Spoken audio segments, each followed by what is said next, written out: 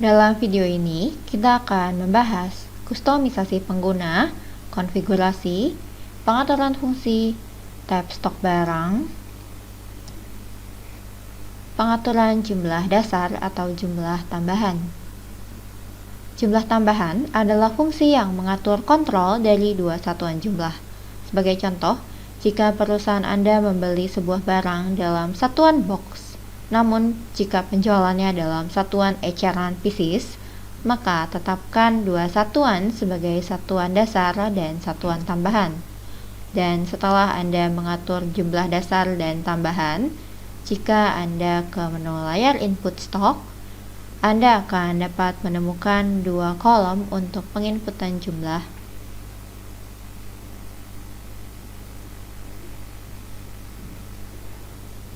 Dan Anda dapat mengaktifkan jumlah dasar dan jumlah tambahan untuk tiap modul, seperti menu penjualan, dan pembelian dan yang lain-lainnya. Jadi jika Anda ingin menggunakan jumlah tambahan di modul penjualan, klik pada kolom terkait dan atur sebagai gunakan.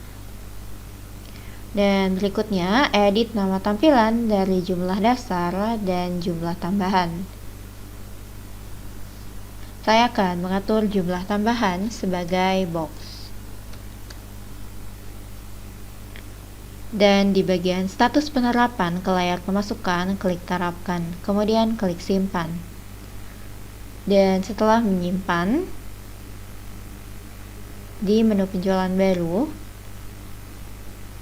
di layar inputnya, Anda akan dapat melihat kolom baru yang dinamakan sebagai box sebagai tambahan dari kolom jumlah dasar. Jadi setelah Anda mengaktifkan fitur tambahan, Anda harus memasukkan rasio konversi jumlah dasar dan tambahan untuk tiap kode barang. Sehingga jika Anda memasukkan jumlah tambahan, program akan secara otomatis menghitung jumlah dasar.